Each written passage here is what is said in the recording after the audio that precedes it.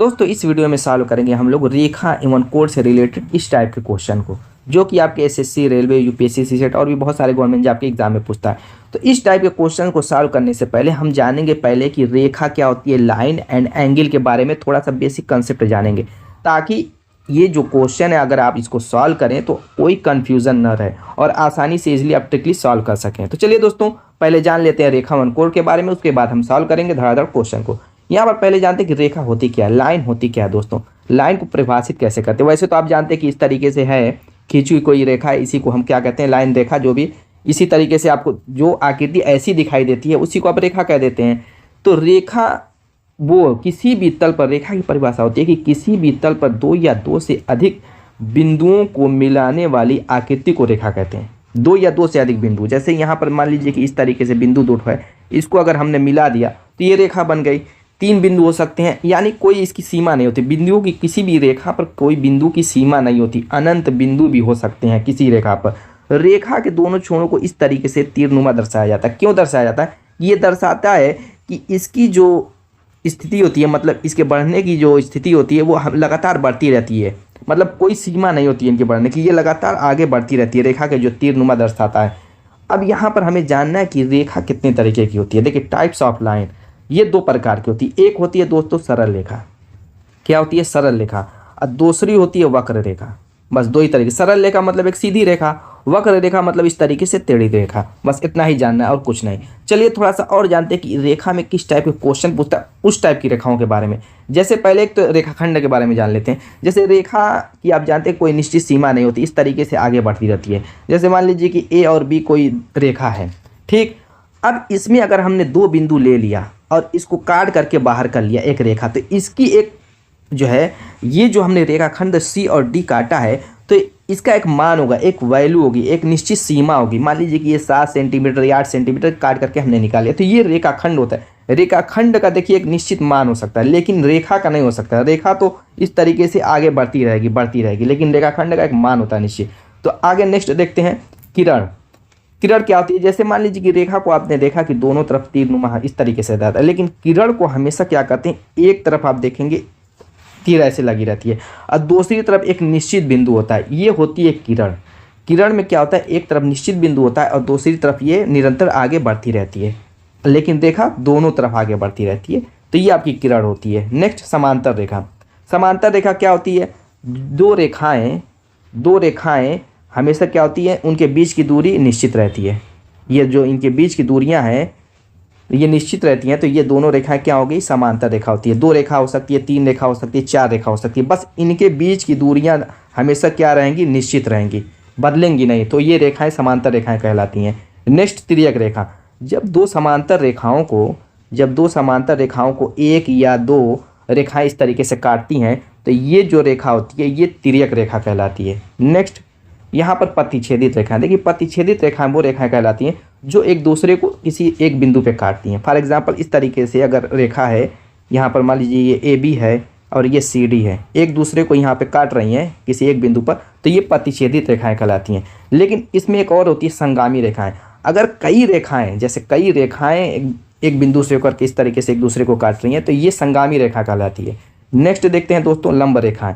लंब रेखाएं वो रेखाएं होती हैं जो एक दूसरे को 90 डिग्री पे काटती हैं इस तरीके से, ये क्या होती है, लंब रेखाएं। तो रेखाओं में इतना आपने जान लिया तो बहुत है दोस्तों। इससे हम लोग सर्वांगसम रेखाएं होती हैं, जैसे मान लीजिए सर्वांगसम रेखाओं में क्या होता है, तो यहाँ पर रेखाएं हैं तो इनका जो ये साइज जो होती है सर्वांगसम रेखाओं की, जैसे सर्वांगसम त्रिभुज के बारे में पढ़ेंगे तो सारी चीज़ें बराबर होती है, इनमें साइज जो होती है बराबर होती है सर्वांगसम रेखाओं में। तो ये सर्वांगसम होती है, मैंने लिखा नहीं, बस समझ जाइए ऊपर ऊपर। अब चलते हैं दोस्तों एंगल की तरफ। इतनी रेखाओं के बारे में अगर आपने जान लिया तो क्वेश्चन करना बहुत इजी हो जाएगा रेखाओं से रिलेटेड। यहाँ पर एंगल, कोण के बारे में जान लेते हैं। तो कोण क्या होता है? कोण में दोस्तों रेखा तो मान लीजिए कि आपने जान लिया कि एक इस तरीके से सीधी है, लेकिन कोण में जो होता है कि किसी भी बिंदु पर दो किरणों के, इसमें कोण में रेखा का यूज़ नहीं होता, किरणों का यूज़ होता है। क्यों होता है अभी मैं वो बता देता हूँ, उसकी परिभाषा पहले थोड़ा जान लीजिए कि किसी भी बिंदु पर जब दो किरणों के मिलने से जो आकृति बनती है, किसी एक बिंदु पर दो किरणों के मिलने से जो आकृति बनती है उसे कोण कहते हैं। क्या कहते हैं? कोण कहते हैं। किसी एक बिंदु पर दो किरणों के मिलने से जो आकृति बन रही है इसे हम क्या कहते हैं? एंगल, कोण कहते हैं। ये होती है सिंपल तरीके से कोण की परिभाषा। तो इसमें क्या होता है, देखिए एक बिंदु ये स्थिर होता है बिंदु, तो इसीलिए इसमें किरण का यूज़ किया जाता है, क्योंकि ये तो आगे बढ़ेगी क्योंकि किरण क्या होती है, एक बिंदु स्थिर होता है और दूसरा सिरा इसका आगे बढ़ता है, तो इसीलिए इसमें किरण का रेखा का यूज़ नहीं होता है, किरण का यूज़ होता है। तो चलिए अब जानते हैं कि कोण कितने प्रकार के होते हैं, कोण कौन कौन से होते हैं, सरसरी सी नज़र में हम जानेंगे, बहुत टाइम नहीं लगेगी दोस्तों। आप जानते होंगे बेसिक चीज़ें हैं, 6, 7, 8 में पढ़े होंगे, लेकिन थोड़ा सा जान लेंगे कोण के बारे में, और कोण किस किस कोण से रिलेटेड क्वेश्चन पूछता है वो भी जान लेंगे। सबसे पहले जानते हैं जैसे न्यून कोण के बारे में। न्यून कोण क्या होता है, 0 डिग्री से बड़ा होना चाहिए और 90 डिग्री से छोटा होना चाहिए, ये आपका न्यून कोण होता है। इतना क्लियर है, 90 डिग्री से छोटा और 0 डिग्री से बड़ा, ये न्यून कोण होता है। फॉर एग्जांपल जैसे अगर आपका कोण इस तरीके से कोई 45 डिग्री का है या 30 डिग्री का है तो ये न्यून कोण हो गया। अब यहाँ पर न्यून कोण के बाद आता है दोस्तों, न्यून के बाद समकोण। समकोण ये तो सभी जानते हैं, 90 डिग्री के कोण को समकोण कहते हैं। उसके बाद दोस्तों आता है अधिक कोण। अधिक कोण में क्या होता है, अगर ये अधिक कोण मानते हैं तो अधिक कोण जो होता है ये 90 डिग्री से बड़ा होता है और 180 डिग्री से दोस्तों 180 डिग्री से क्या होता है, छोटा होता है। 90 डिग्री से बड़ा, 180 डिग्री से छोटा कोण को अधिक कोण कहते हैं। उसके बाद सरल कोण होता है, सरल कोण या इसको हम ऋजु कोण भी कहते हैं, यानी कि 180 डिग्री के कोण को सरल कोण भी कहा जाता है, ऋजु कोण भी कहा जाता है। और नेक्स्ट होता है वृहद कोण। वृहद कोण जिसका मान क्या होता है, 180 से बड़ा होता है लेकिन 360 डिग्री से छोटा होता है, 360 डिग्री से छोटा होता है। और संपूर्ण कोण आप जानते हैं 360 डिग्री के कोण को संपूर्ण कोण कहते हैं। लेकिन मैटर यहाँ पर ये नहीं है, मैटर ये कि क्वेश्चन जो है, ये तो बेसिक चीज़ें आप जान गए, क्वेश्चन किस टाइप के कोण। देखिए इसमें एक ही मैं बना करके, जैसे एक होता है सम्मुख कोण। सम्मुख कोण में क्या होता है कि जब इस तरीके से तिर्यक रेखा होती हैं एक दूसरे को काटती हैं, तो इसमें क्या होता है कि ये जो एंगल बन रहे हैं ये आमने सामने, इनको सम्मुख कोण कहते हैं। ये दोनों हमेशा कोण, अगर ये ए है ये बी है तो कोण ए बराबर होगा कोण बी के, ठीक। इसी तरीके से ये दोनों आपस में बराबर होंगे। उसके अलावा आपका एकांतर कोण होता है, जैसे यहाँ पर अगर दो रेखाएं समांतर रेखाएं तिर्यक रेखा इसको काट रही हैं तो ये जो जेड नुमा आकृति बन रही है ये और ये कोण आपस में बराबर होंगे, या इस साइड के हैं जो कोण ये आपस में बराबर होंगे, तो ये होता है एकांतर कोण।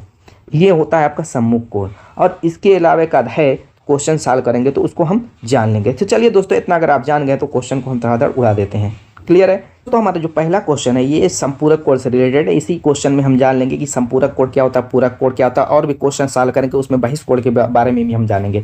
तो लास्ट तक बने रहेगा, बहुत ही इंटरेस्टिंग होने वाली है ये वीडियो। कह रहा है कि यदि दो संपूरक कोण में 44 डिग्री का अंतर है तो उसमें से एक कोण क्या होगा। देखिए दोस्तों, जब संपूरक कोण का मतलब होता क्या है कि जब दो कोणों का योग 180 डिग्री हो जाए। जैसे मान लीजिए कि ये ए है और ये बी है, तो आप जानते हैं कि एक रेखा पर 180 डिग्री का कोण बनता है, तो ए प्लस बी बराबर क्या हो जाएगा, कोण ए प्लस कोण बी बराबर 180 डिग्री।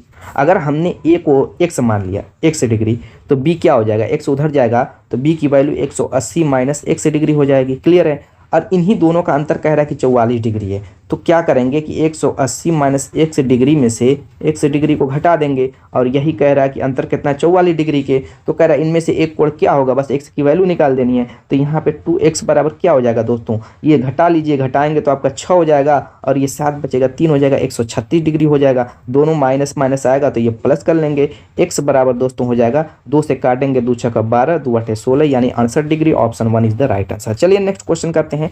यहाँ पर देखिए ये भी संपूरक कोण से ही रिलेटेड क्वेश्चन है। कह रहा है कि यदि कोण 5y प्लस 62 डिग्री और 22 डिग्री प्लस y संपूरक हो तो y का मान ज्ञात कीजिए। y का मान निकालने के लिए जब संपूरक कह दिया तो हमें कुछ करना थोड़ा नहीं, दो कोण दिया है, एक तो ये दिया हुआ है, दोनों को जोड़ दीजिए। 22 डिग्री प्लस y बराबर 180 डिग्री के, क्योंकि संपूरक है। संपूरक में क्या होता है, ये a है, मान लीजिए ये पूरा जो है a के बराबर और ये पूरा b के बराबर, इन्हीं दोनों कोणों का योग 180 डिग्री हो, क्योंकि ये संपूरक कोण है। अब जोड़ेंगे तो ये 5/6y हो जाएगा, और ये 62 और ये दोनों उधर जाएंगे तो माइनस में हो जाएंगे, जोड़ते हुए ले जाइए, 2 2 4, 6 2 8, 84 हो जाएगा, यानी कि 96 हो जाएगा। 6y बराबर 96, y बराबर दोस्तों 16 छक्का 96, यानी कि 16 डिग्री हो जाएगा। Option 1 is the right answer. चलिए नेक्स्ट क्वेश्चन देखते हैं।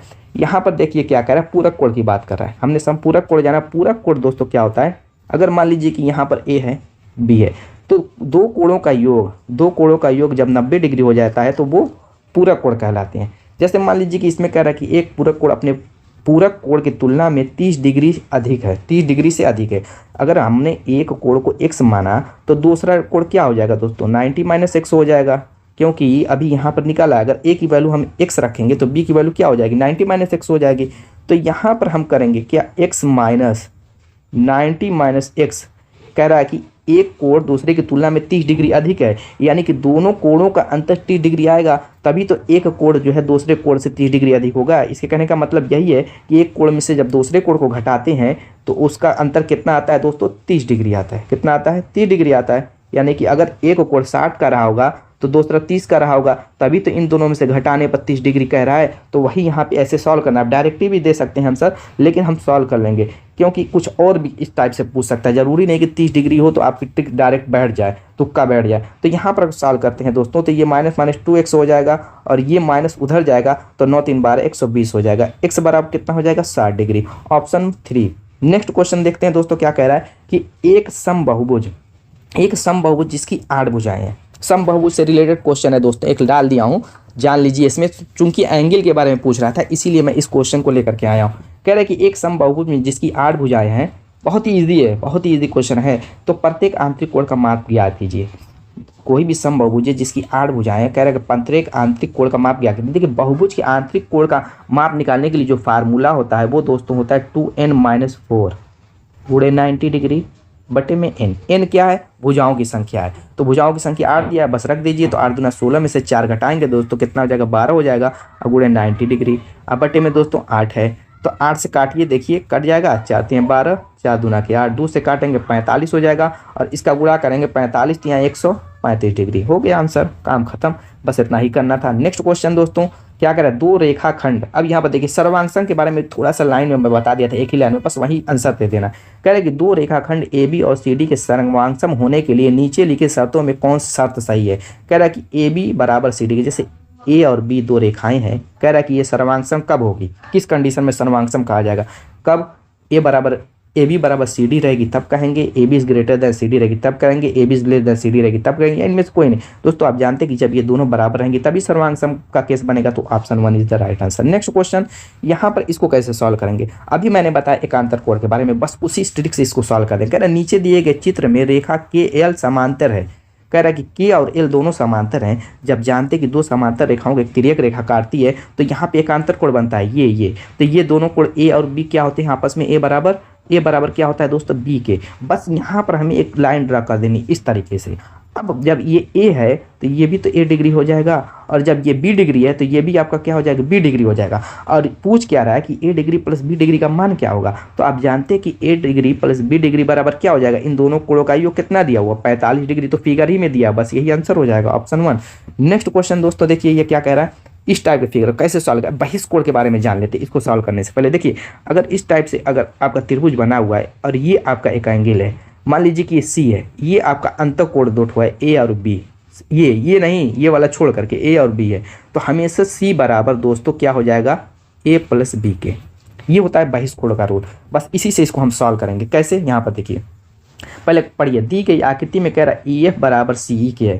कह रहा है कि ई एफ ये रेखा, कह रहा है ये भुजा बराबर है सी ई के, इसके। तो जब ये दोनों बराबर है, अगर इसको हम कुछ भी मान लेते हैं, जैसे मान ले θ/2 इसको मान लेते हैं, तो ये क्यों θ/2 नहीं हो जाएगा कोण। जब ये अब बराबर है, सामने भुजा के कोण सामने बराबर भुजा के सामने के कोण बराबर होते हैं, ये रूल मालूम है। अगर इसको हमने θ/2 f को मान लिया है तो ये कोण सी भी आपका जो यहाँ पर कोण बन रहा है वो क्या हो जाएगा, वो भी θ/2 हो जाएगा। चलिए ये तो हो गया। अब कह रहा है कि सी ई बराबर सी ए क्या है, तो ये भी क्या है, बराबर है। ये तीन भुजाएं ई एफ सी ई और सी ए बराबर हैं। तो जब ये दोनों बराबर भुजाएं, अगर इसके सामने का कोण ये कुछ होगा तो क्या होगा, ये भी बराबर होगा, लेकिन उससे पहले निकालेंगे इस रूल से। अब देखिए, अगर यहाँ पर एक त्रिभुज बन रहा है जो देख रहे हैं, देखिए ये इस त्रिभुज की मैं बात कर रहा हूँ।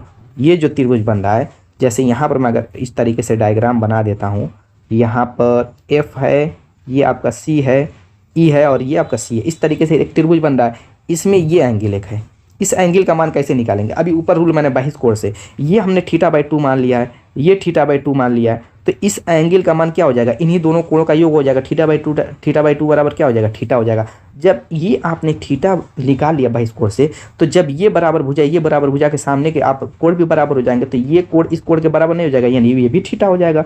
इतना क्लियर हो गया। अब चलिए बहिष कोण का फिर रूल लगाते हैं। किसमें लगाएंगे बहिष कोण का रूल। अब देखिए ये आपका जो AFC है, ये वाला एंगल AFC है, उसमें लगाएंगे हम बहिष कोण। इस वाले में देखिए ये गया है आपका, क्या गया है, ये वाला, ये आपका 96 डिग्री है, ठीक। और ये आपका आपने माना है थीटा बाई 2, और ये आपने निकाल लिया थीटा। तो अब मुझको बताइए इन दोनों कोणों का योग बराबर इस 96 डिग्री के बराबर नहीं होगा, बिल्कुल हो जाएगा। तो ये दोनों कोणों का योग कितना हो जाएगा, थीटा प्लस थीटा बाई 2 बराबर 2 थीटा प्लस 1 थीटा, यानी कि 3 थीटा बाई 2 बराबर हो जाएगा 96 डिग्री के। और ये पूछ क्या आ रहा है, कोण EAC का मान, कोण EAC इसी का मान पूछ रहा है, नहीं थीटा का वैल्यू निकालने के हमारा मैटर खत्म हो जाएगा।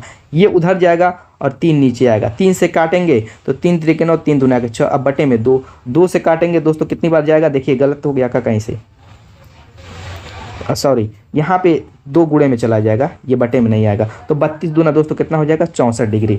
Option 2 is the right answer. चलिए नेक्स्ट क्वेश्चन देखते हैं, हमारा लास्ट क्वेश्चन है दोस्तों। वीडियो पसंद आए तो लाइक कर दीजिएगा, नहीं तो चैनल को सब्सक्राइब कर दीजिएगा। चलिए स्टार्ट करते हैं, देखते हैं ये क्या कह रहा है। ये दोस्तों कह रहा है कि ये 2 रेखाखंड है, क्या कह रहा है कि 2 रेखाखंड PQRS एक दूसरे को x पर इस तरह प्रतिच्छेदित करते हैं कि XP बराबर XR तथा कोण PSX बराबर कोण RQX के।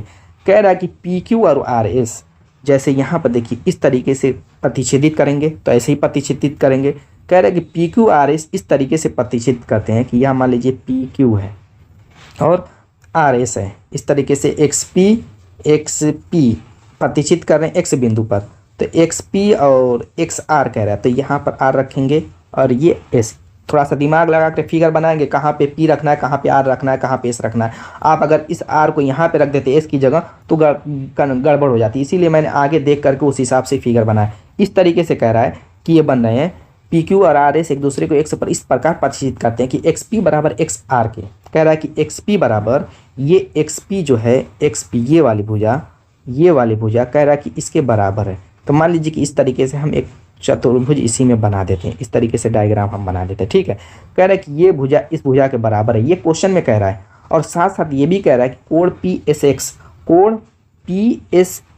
PSX यानी कि ये एंगल कह रहा है कि कोण RQX के बराबर है, कोण RQX के बराबर इसके बराबर है।